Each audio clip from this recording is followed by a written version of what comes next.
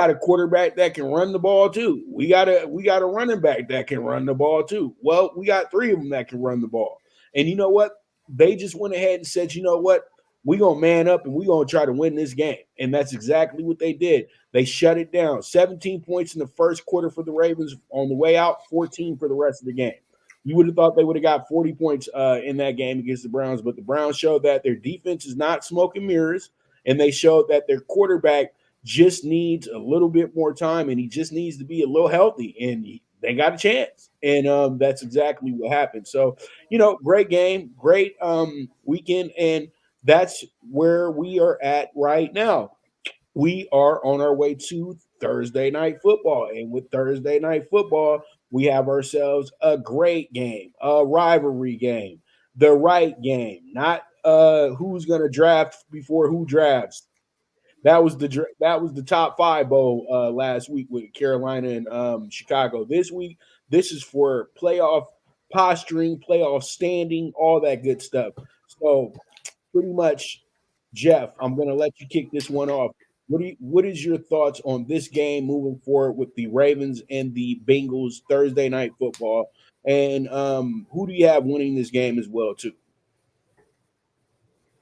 It's a Ravens team that if you went an hour into the game and checked social media, everyone's pumping their chests out trying to say, I told everyone Baltimore was the team. They're the number one ranked team. They're trending in the right direction, yada, yada, yada. And Lamar got complacent. I think the Ravens got complacent.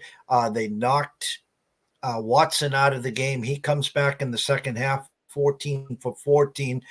You really thought a missed opportunity there by the Ravens.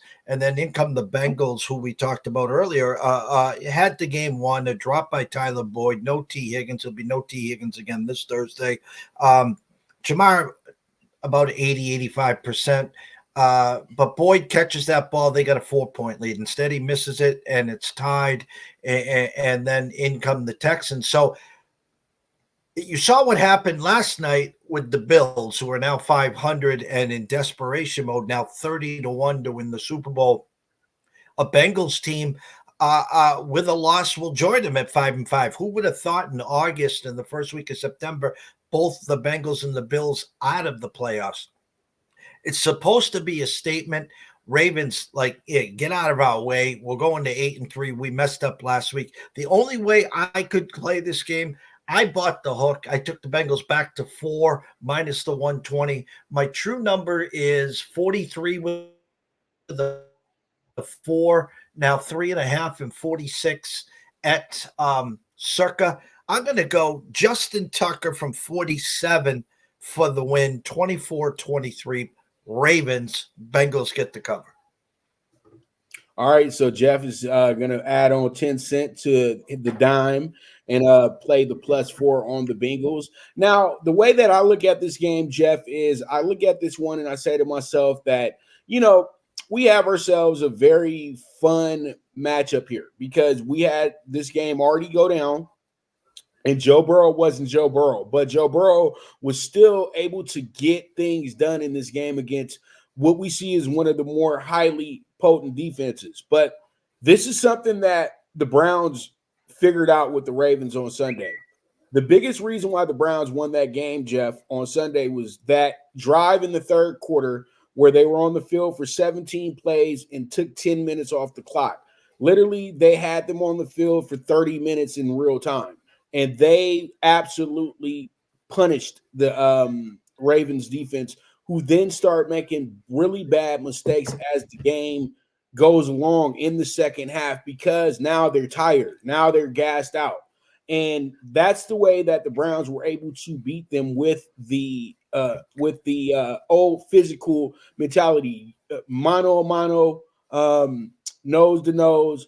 And it's a heavyweight fight, and I'm just going to keep hitting you with this overhand. I'm going to keep this jab in your face, and then I'm going to hit you with the boom, the right cross, and that's exactly what Cleveland did. And by the time we got to the fourth quarter, the Browns made the mistake that we all thought was going to be, okay, now the Ravens can breathe easy. They're up 14 now. Browns didn't blink, and they took advantage of a tired defense. The Browns defense got motivated. That's what happened in this game. They were able to keep Lamar Jackson in check, and they actually were able to keep the running game in check as well, too. So that worked out very well for them. But I'll keep it real. The Ravens defense did let them down. In this game, it's too quick of a turnaround for this Baltimore Ravens team, in my opinion. And the Ravens are a team that needs a bye. They need to get a break because they've played very well throughout the first 10 weeks of the season. But you can start to see that there's some wear and tear on this team as well, too.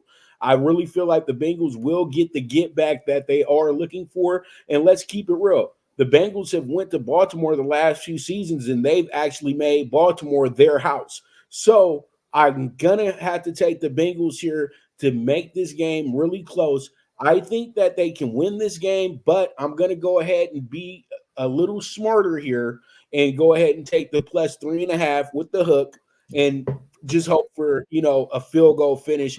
And hopefully, we get this one home. But all in all, though, this is the right bet to me for this game, because when you look at it, if you want the Ravens, you just got to pay the piper, pay the minus 170, minus 175 on the money line. That's exactly what you got to do. But by the time we get the kickoff, you'll probably get your number at minus 160, minus 155 on the Ravens. That's how I see it, because I think heavy money is going to be coming in on the Bengals for the next few days. All right. No, I agree. I think most people are. Go ahead. Oh, I think most people are again have a hard pill to swallow that this Bengals team, is going to drop to 5-5. There were chinks in that Ravens defense.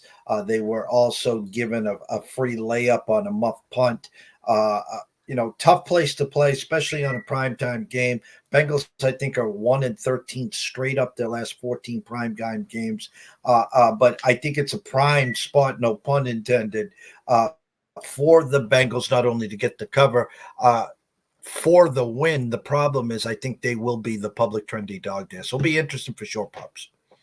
All right. Sounds good. Sounds good. Let's go ahead and jump into these Sunday early games. And Sunday early games are looking pretty fun. And up first, we have another rivalry game in the old NFC North division, as our old buddy Chris Berman loved to say, the black and blue division of the Bears and Lions. But the black and blue division, it can't be the black and blue division anymore, because we don't have the Tampa Bay Buccaneers involved anymore.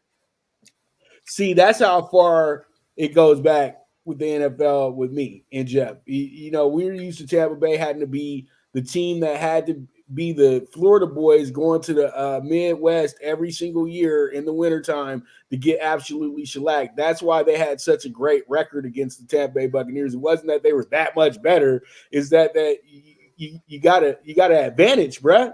You play in the cold, they play in the heat. So, the NFL has came a long way since that time. But the Bears and the Lions, Bears coming into this game 3-7, Lions are 7-2. I think that